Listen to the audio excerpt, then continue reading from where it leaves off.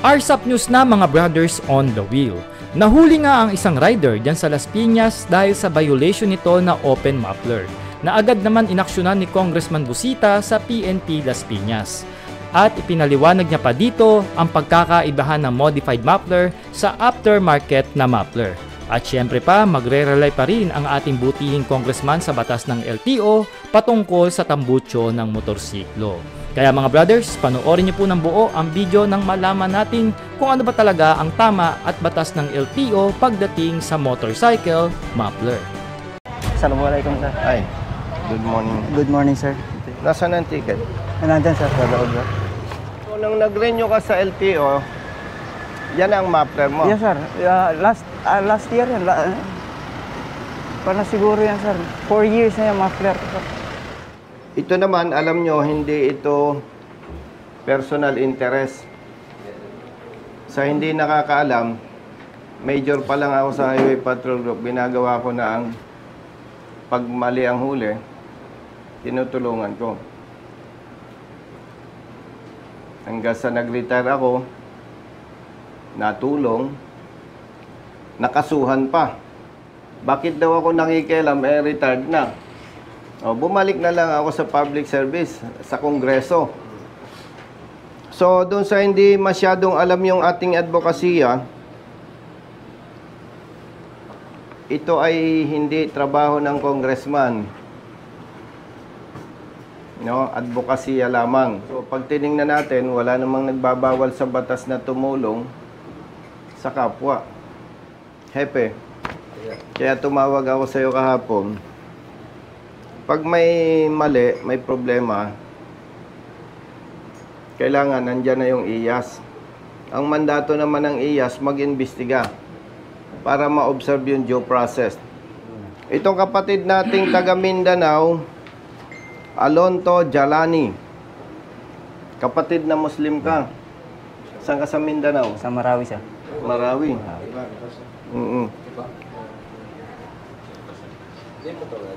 Nahuli siya dito sa area nyo.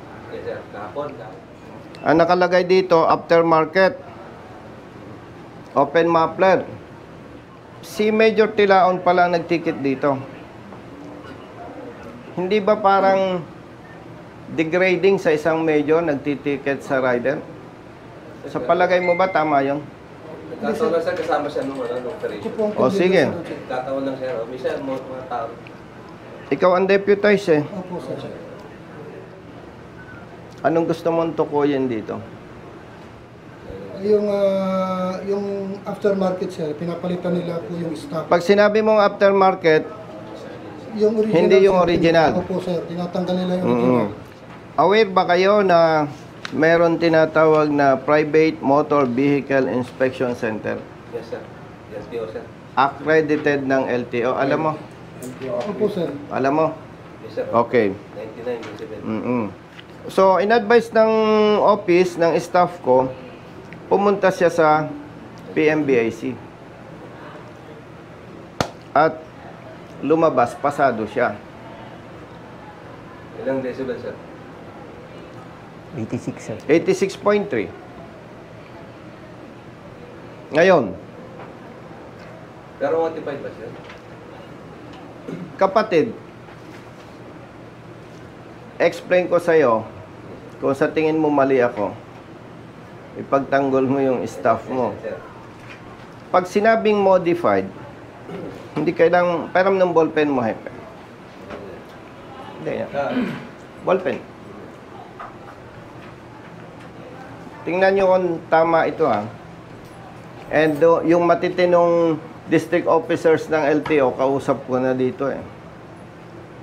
At tayo, matagal na sa advocacy. Yes sir. Makinig kayo at sabihin nyo kung mali ako, yes. Ito yung motorsiklo ko. For whatever reason, kailangan kong palitan yung muffler. Bumili ako ng bagong muffler sa market. Ikinabit ko. Walang modification doon. Ngayon, pag nagdududa ka, parang maingay, hindi pwedeng duda. Dapat may decibel meter ka. Now, kumontra kayo kung mali ako. Magiging modified muffler ito, Hepe, kung nung mabili ko, parang gusto ko mas maikli. Punta ako sa shop. Brother, putulan mo nga, parang gusto ko mas maikli eh. Brother, medyo paliitin mo nga o palakahin mo nga yung kanyang butas. Yun yung modified. Pero brothers, Hepe, pag hindi mo ginalaw yung muffler, hindi yan modified. O sige, pagpalagay natin, magkakaiba tayo ng opinion. Hepe, pwede natin sabihin hindi kayo sang-ayon sa akin. Hindi lang nyo masabi dahil siyempre, senior ako sa inyo. Tapos congressman ako, edi ayaw nyong kumontra, tama ba? Now, ay kung sasabihin naman natin, tama si Major Tilaon, mali ang PMBIC. Magpetisyon tayo. I-abolish na yung PMBIC ng LTO. May problema. So, anong gusto ko i-point out dito, Hepe? Pagdating sa ganitong issue, higit na may kapangyarihan ang PMBIC na accredited ng LTO. Kung ikukumpara natin sa drug-related issue, hindi pwedeng nagduda ka, panalo ka. Mas may kapangyarihan ang laboratory, ang chemist. Si Hepe galing sa PNP South. Sigurado ako marami ng kasama yan na namatay. So, ang punto dito, marami tayong kapatid na pulis na nasakripisyong buhay dahil sa serbisyo. Pero dahil sa mali ng ating kasama, nasisira ang buong organization. Kaya gusto natin itong i-correct. So, balikan ko, Iyas. Ang argumento dito, tama ba o mali ang huli ni brother? Pag sinabi mong tama ang huli niya, mali ang PMBIC. Di ba? Yes, sir. Pag mali ang PMBIC, kukwestiyonin natin yung kanilang machine. Hepe, yung binabasa mong ordinansa, nakikita ko yung gusto mong punto eh. When it comes to registration, regulation, licensing, LTO ang lead agency. National level. National level. Okay? Kaya ipagpalagay, Hepe, may nakikita kang sa ordinansa in favor of your staff. Hindi valid yan. Hindi yan valid, kapatid. Kasi, sino susundin natin? National law. Hindi naman pwede, Hepeng, sir, baka pwedeng sundin natin yung ordinansa. Sir, baka pwede. Ay, paano na yung magaganito? Nagaling pa ng Mindanao. Yung nga rin, sir. Di ba? Sa parte kasi namin, problem din kasi yung ordinansa medyo hindi naka-align. So, therefore, kailangan siguro, sir, ng amendment. Sa police, college graduate,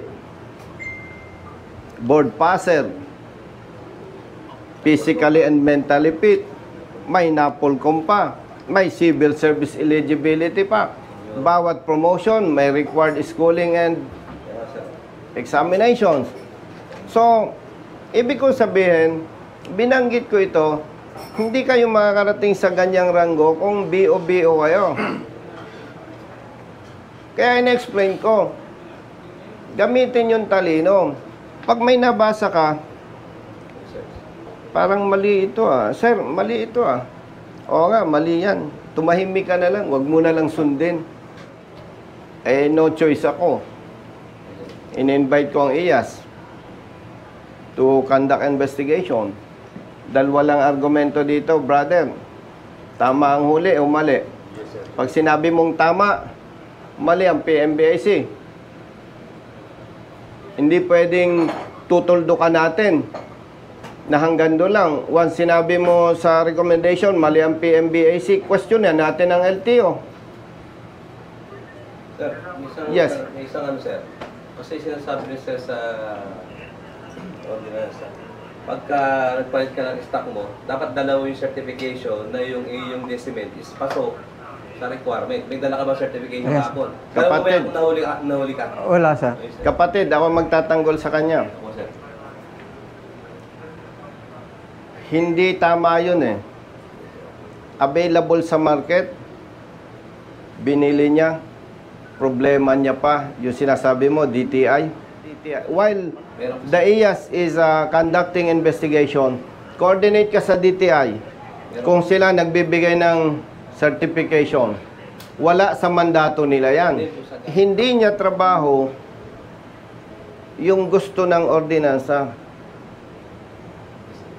Sir, gawin ko lang sir. Suggestion ko na lang sir na sana sa mga doon sa hindi satisfied sa stock, baka pa nag-upgrade kayo, napasok naman sa market kasi di ba nagbebenta sir kung bawal yan. Baka para hindi na kayo maabala, pag dahil gusto nyo nung pumorma, kasi may pera kayo, gusto nyo i-upgrade yung tambucho. Magdala na rin, bawal ba sir na ako nagpataw ng stock ko, going kung aftermarket, papatest ko na sa SDO para daldala ko ng papit, kasama si Taco. Di boss, pasok yan dito. Brother, may bawal punto. mo ba yun, sir? Bawal mo ba yun? Brother, may punto ka doon. Para hindi na mabalot. Ay, walang policy na ganun eh. Kung gusto ninyo, matikas kayo, bumili kayo ng decibel meter, Wala pa nga tayo pang analyzer, breath analyzer, sir. Oh. May patas tayo, wala pang bili. ay sorry tayo. Ay, sir. May motorsiklo ko, nagparehistro ko, dumaan sa PMBIC, Oh, sir. may inspector pa ng LTO, everything na nadaanan ko. Magkano ang PMBIC? 560, sir. O, 560. Tingnan na kung dala niya from the beginning. Ay wala, kasi hepe, nung nagparehistro siya, planchado na eh. Nahuli ng bata mo, ng staff mo. Kami, in-advise namin, magpa-PMBIC ka. Sacrifice. Why? Kasi hindi pwedeng kwento lang. Kailangan, may papel. Kung pupunta ako dito, abalahin ko ang IAS, abalahin ko kayo, tapos hanggang kwentuhan lang tayo. Oh. Maulit, sir. So, by the way, isasubmit natin ito sa IAS to conduct investigation. Yes, sir. Yes, sir. Dalawa lang ang argumento, tama o mali. Pag sinabi mong tama ang huli, questionin ninyo ng PNP yung PMBIC. Legality o apprehension, sir, ang ating Yes, exactly. At syempre, sa ngalan ng public service, pag may mali ang pulis, papasok si IAS, iimbestigahan, pag may mali, may ire-recommenda siyang administrative sanction. Brothers, sisters, hindi ko gusto ito, pero kailangan natin gawin to. We will observe due process. Nandyan si IAS. Ngayon, brother, ikaw ang chief ng traffic. Magkano ang multa nito? Bali, 2K, sir. 1,000. Pero sa Benz, 2,000. 2,000. May gusto kang sabihin, brother? Yun nga po, sir, na base sa discussion po, willing po akong mag-submit sa investigation. Yes. At kung mapatunayan po, tatanggapin ko po yan ng ulawag sa aking kalooban. Ang interest natin dito, brother, kung may mali, may correct. Tama na. At makakaasa ka, kahit congressman ako, hindi ko ito ipipressure na yung gusto ko mangyari. Hindi ka naman magiging colonel at hindi ka ma-assign sa IAS kung wala kang, hindi ka qualified sa investigation. And siya yung district chief ng IAS sa Southern Police District. Kung siya ay magko-contest hepe, magpa-file, a-attend ng hearing. Hindi naman pagka-hearing, decision. Babalik, di ba? Tapos babalik, 3 days. O magkano sweldo mo isang araw? 690. O 690 plus abala, sabihin mo na lang na 800 times 3. O di 2,400. Eh di, wala din. Magbayad na lang kami. Magbibigay na lang ako ng 3,000. Hindi, sir. Kung ano naman, sir, eh. Ay baka gusto mo kong hatian. Oo, Yes, sir. Sir, ako na, sir, ticket, sir. Ako na, ticket. Ako na, sir, last sa ticket, sir. Sa kanya, sir. Huwag na, sir, kayo, sir. Marami ng abono. Mag-aabono naman, sir, kayo na naman. Ikaw, Kaya kasi ni Captain Gonzales, sir. Sige, sir. Ay, kay kalahati. dadami yung utang ko sa'yo eh. Hindi ba, sir? Okay na, sir. Ganun talaga, sir. Okay na. Sa, minsan, sir, sa mga, alam natin, sir, ako lang Hindi, naman. para- Minsan, dumarating yung pagkakataon. Pero naawa ka, nakita mo siguro 3,000. Siguro naawa si Epe sa... payabangan din na rin. Oh. Experience na lang, sir. Hindi, sir, sir. Basta, sir, anong ganito lang. Pero, Hindi naman, sir, pwede natin alam bayaran mo, muna kasi ang- under contest, eh. Pwede niyo bayaran lang. Di ba nakita mo, 3,000 lang. Pero may ATM ako. Yan naman yan. Matindi dyan. Sir, ano naman, sir, eh. Yan, matindi dyan. Alam mo, Kung may contest, Kung naman, ako'y sir, nas- pwede naman bayaran muna yan, eh, kung may contest, eh. Sweldo, sweldo, sir. ayaw ko lang mapahiya itong mga to. Napang ko ng ATM itong mga to eh. Meron- Si Hepe biglang gumanon eh. Sir, man. O, demo, nandun daw. Sir, nila uso, sir, yan. Online, sir, ngayon. Mm. Pero anytime, pwede Oo. parang pwede mong pasa sa'yo. Pero, Nasa misis ang ATM nyo eh. apps na. Pero nasa misis mo. Kasi maraming pera sa akin yan, eh. Ha? Maraming pera sa akin. Hindi nga, ay itong mga to. Mm. Saka, sir, dito na. Anyway. So, going back, gentlemen and ladies, pangarap lang natin dumating yung panahon na maganda ang relasyon ng motorista at ng ating hanay. Kasi ngayon, hindi naman ako bias pero magtanong kayo. Ang motorista, pag nakakita ng pulis, tumitibok ang puso. Yeah, inis ka rin. Oo. Di ba? Na kahit walang mali, natatakot sila. So, walang personal interest dito. Ang gusto lang natin talaga magkaroon ng pagbabago. So, Iyas, ha? Yes, sir. Ang dami mo na. Ilan na yung na-endorse ko sa'yo? Marami na, sir. Marami na. Pag nag-retire ka, hindi mo ako malilimutan. Marami, sir. Pero nakarating na sa'yo yung advice ng Central. Galingan yung investigation dahil ang sabi ko doon, pag sablay kayo, sinong kakasuhan ko? Yes, sir. Iyas ang kakasuhan ko. Siyempre, hindi ko kayo pwedeng kasuhan sa Iyas. Saan ko kayo kakasuhan? Ombudsman. Alam mo no? Memorize ko na, sir. Memorize na no? So, ihingi ako ng paumanhin sa'yo, kapatid. Kami rin po, sir. Ako rin po. Sana'y maunawaan mo. Mamaliman po rin kami. Sana maunawaan mo. No? At ito naman ay para sa bayan, hindi para sa atin. Ay, lagi ko kayong Parang gusto kong mapayak excited dito. na ako nung marinig ko Excited na pupunta kayo siya dito. na ipapatawag kita.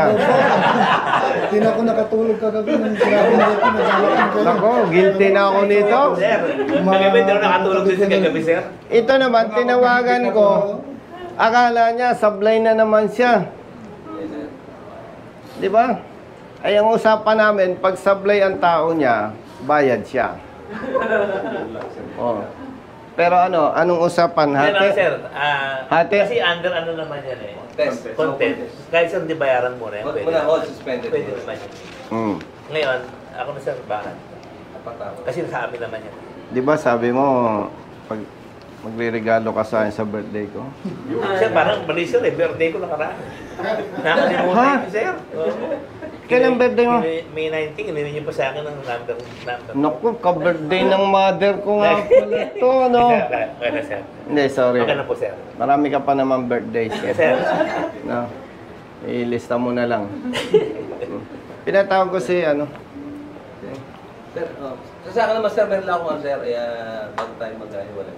Sana, sir, bilang nasa Congress naman kayo, hilingan namin sana, sir, sa aming kapulisan. Sana magkaroon tayo malinaw na policy. So, yung mga NGO, nag-i-issue ng mga Eksakto ka. Nag-i-issue ng mga ordinance, hindi naman naka-align sa national. So, kami, sir, police, kami naman, hirap na hirap din. Kasi minsan, kung hindi mo alam talaga, may batas kami, general, pero may mga... May banggaan. May banggaan, tulad yan, sir. Tama kayo, hindi man i-benta yun sa market kung hindi pasado sa allowable decibel. So, ang tarong nga lang dyan, siyempre, yung mga police, layman's din yung mga sir, dadaan sa checkpoint, palit, nakalagay, modified. Modify nga pero pasok sa GSML, so allowed pa rin. Eh yun nga na sana, dapat pwede nating Maraming- kung di antay-police bago i-release may certification, pag nakita ng check, kami sa police, totoo lang, yung GSML, nga sa'yo ko narinig yan, sir eh. So nag-resign ako, akala ko sa GSML. Kasi akala mo ang Jezebel. Yung, ano yun eh, ang tawag doon, Serena. Ano mo sir, Decibel, na sound. Akala na si Jezebel yung Serena. Para ma-indicate na dapat mga police namin, Awareness. ano yan, stock yan, pinatang aftermarket. O pag hindi mo gilaw, yun palagay mo. Ano problema? Hepe. Approve ng DTI yan. Hepe, 100% agree ako sa'yo. Ang problema lang, hindi ako si Superman. Pero 100% agree ako sa'yo. Mayroon pang ang lokal na pamahalan eh. Ipinagbabawal yung helmet eh. Ay, madalo. Anti-criminality. Bangga yun sa national law. Pangalawa, pag tiningnan mo yung statistics, mas marami ang namamatay for not wearing helmet kaysa shooting incident. So, babalansin mo yun eh. Pero tama ka eh. Ang problema lang, hindi tayo si Superman. And even Honorable Congressman Gatchalian, Secretary ng DILG, ang sabi niya, pag may ganitong issue, sampahan ng kaso sa korte. Ang magsasampa, yung aggrieved party. Eh, hindi naman natin sila hinahamak. Ano ang kakayahan nilang magkuha ng abogado? A-absent sa trabaho. So talagang, malaki ang problema talaga. Kaya lang, hindi natin pwedeng sukuan. Kaya ang challenge ko na lang sa mga kapatid nating pulis, hindi naman kayo magiging pulis kung mahina kayo.